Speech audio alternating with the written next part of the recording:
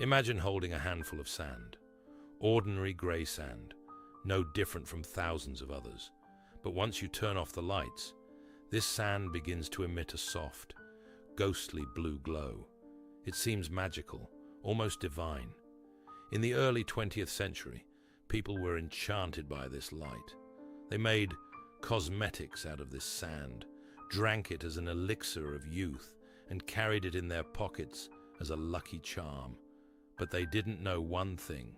That beautiful glow was the death rattle of matter. And the woman who gave this light to the world became its first and most famous victim.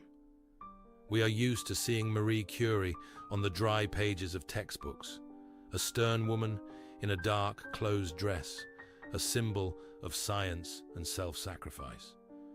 But behind this image lies a story of obsession, bordering on madness. Imagine a young Polish girl named Maria Sklodowska, arriving in Paris with nothing in her pockets. She lives in an attic where the water in the wash basin freezes in winter, and her diet consists of bread and tea. She faints from hunger right in the library, but as soon as she wakes up, she returns to her books. It wasn't just a thirst for knowledge. It was a fierce, searing hunger to prove to the world that she had the right to exist in this closed, male-dominated system. In this struggle, she meets Pierre. This was not a union of two hearts, but of two minds fused by a shared passion. Instead of a honeymoon, they buy 2 bicycles and set off on a journey, and their family nest becomes a derelict, leaky shed that formerly served as a dissecting room for the medical faculty. In summer, it was as stifling as an oven, and in winter, the walls were covered with frost. It was here, in this rotting shed, that the greatest detective story in science began. Marie noticed that pieces of uranium ore were behaving strangely. They were hotter than they should have been. She realized something foreign was hidden inside, some unknown element that was literally tearing itself apart, throwing colossal energy into space.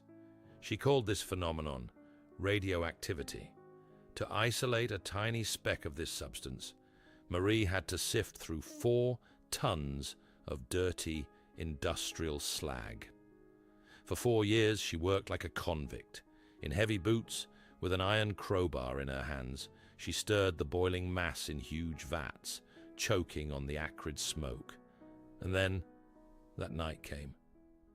She and Pierre walked into the dark shed and saw the vials arranged on the shelves glowing. It was radium. Marie looked at it with the tenderness of a mother, not suspecting she was holding a killer. Radium was millions of times more active than uranium. It didn't just glow. It destroyed living cells, pierced flesh with invisible bullets, and changed the very structure of DNA. The world went mad. Radium was declared a miracle cure for all diseases.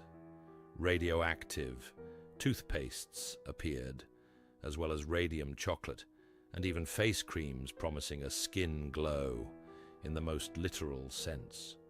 Marie and Pierre refused to patent the method for producing radium, though they could have become the wealthiest people on the planet. They believed that science belonged to humanity. As a result, humanity grew rich on their discovery, while they continued to live in poverty, ignoring the strange weakness and the unhealed burns on their fingers. And then came Paris, 1906. Pierre, exhausted by bone pain and constant fatigue, slipped on the wet pavement in the rain. A heavy horse-drawn carriage crushed his head. In an instant, Marie lost everything. Her husband, her partner, the only person who understood her without words. She did not cry at the funeral. She simply locked herself in the laboratory and began to work with double strength. This was her form of mourning, to become a living monument to their shared cause. She became the first female professor at the Sorbonne, the first person to win 2 Nobel Prizes. During the First World War, She got behind the wheel of a mobile X-ray unit herself and drove to the front lines, saving thousands of soldiers from unnecessary amputations. But the price was paid in full. By the end of her life, her hands were covered with deep ulcers. She was nearly blind from cataracts, and her blood began to fail. Aplastic anemia, that's what doctors called the result of her long-term affair with radiation. Marie Curie died in 1934, never fully admitting that her child was slowly killing her.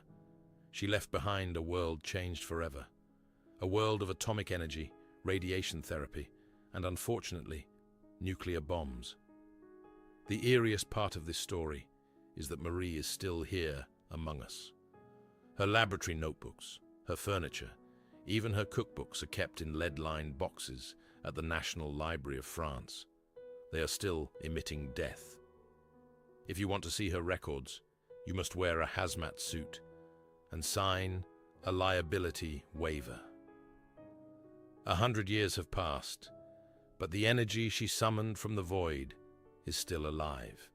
It still glows in the dark, reminding us of the woman who burned herself out so that humanity could see this ghostly blue light.